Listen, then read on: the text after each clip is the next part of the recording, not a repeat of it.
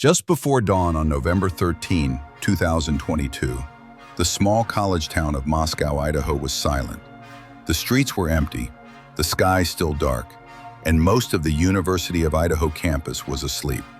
But inside a three-story off-campus house on King Road, a scene of unimaginable horror waited to be discovered. 4 students, Kaylee Goncalves, Madison Mogen, Xana Kernodle, and Ethan Chapin, were brutally stabbed to death while 2 other roommates slept nearby. The crime shocked the entire nation, not just for its violence, but for the mystery surrounding how it happened and who was responsible. To understand the Idaho College murders, we must start with what happened that night. The victims were all University of Idaho students, close friends living the typical college experience. On the night of November 12th, Kaylee and Madison went out to downtown Moscow. Xana and Ethan, a couple, attended a party at the Sigma Chi fraternity. By early morning, all 4 had returned to the house at 1122 King Road. What happened between 4 a.m. and 4:25 a.m. would become the center of one of America's most intense manhunts. Investigators later said the killer entered the house after 4 a.m. There were no signs of forced entry. The attack was fast, shocking, and brutal.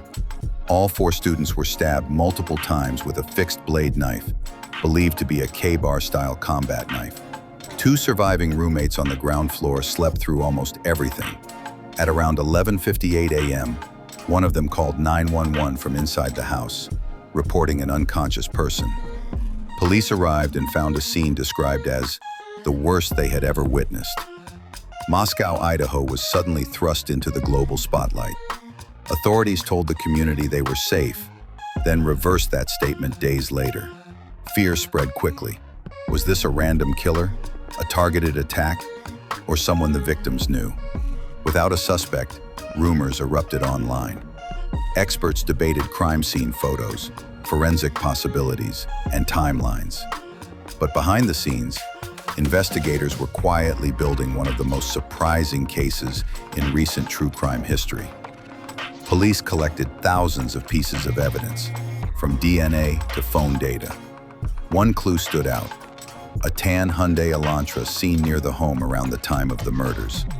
Investigators pulled surveillance footage from local businesses, college buildings, traffic cameras, and neighborhood doorbells. Hours of footage revealed the same car circling the neighborhood multiple times before the murders and speeding away immediately after. The license plate was not clear, but the car's behavior was. Detectives began searching DMV records for similar vehicles across multiple states. Meanwhile, another breakthrough was forming in the lab. Inside the King Road home, investigators found a tan leather knife sheath on the bed where Madison and Kaylee were killed. On the snap button of that sheath was a single male DNA sample. They didn't know whose it was. But forensic genealogy, the same technology used to solve the Golden State Killer case, would soon change everything. The DNA was traced to a family in Pennsylvania. Police narrowed it down to one person, Bryan Kohberger, a 28-year-old criminology PhD student at Washington State University in Pullman, less than 10 miles from the murder scene. Kohberger had studied criminal behavior extensively. He lived alone. He drove a white Hyundai Elantra. His phone had been near the victim's house multiple times in the weeks before the murders. Investigators believed he had been studying the house and the victims. By December 2022, he became the primary suspect. But police needed absolute certainty. On December 30th, 2022, Pennsylvania police arrested Kohberger at his parents' home in the Pocono Mountains. Inside their trash bins, investigators found DNA that matched the unknown profile from the knife sheath. The probability of it belonging to someone else was astronomically low. Kohberger was extradited to Idaho, where he was charged with 4 counts of murder and 1 count of burglary. The affidavit that followed shocked the world. It revealed chilling details. His phone had been turned off during the murders, but before and after, it connected to cell towers near the crime scene. He had driven by the house at least 12 times in the weeks leading up to the killings. One surviving roommate saw a masked figure with bushy eyebrows leaving the house. Investigators believed Kohberger acted alone. As 2023 unfolded, more evidence surfaced. DNA, car data, shoe prints, and digital traces, all tying Kohberger to the crime. But despite the overwhelming public opinion, Kohberger maintains his innocence. The legal process continues. His attorneys argue contamination of DNA, unreliable genealogy methods, and violations of legal procedure. His trial has been delayed multiple times, becoming one of the most closely watched criminal cases in America. For the families of Kaylee, Madison, Xana, and Ethan, the wait for justice has been long and painful. But their communities continue to honor them through vigils, foundations, and scholarship programs.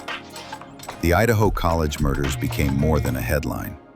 They became a national reckoning about safety, forensic science, and how a quiet college town could be shattered in minutes. As of 2025, the case remains active in court.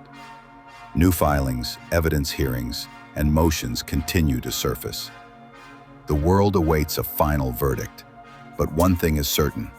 What happened on King Road in November 2022 changed Moscow, Idaho forever.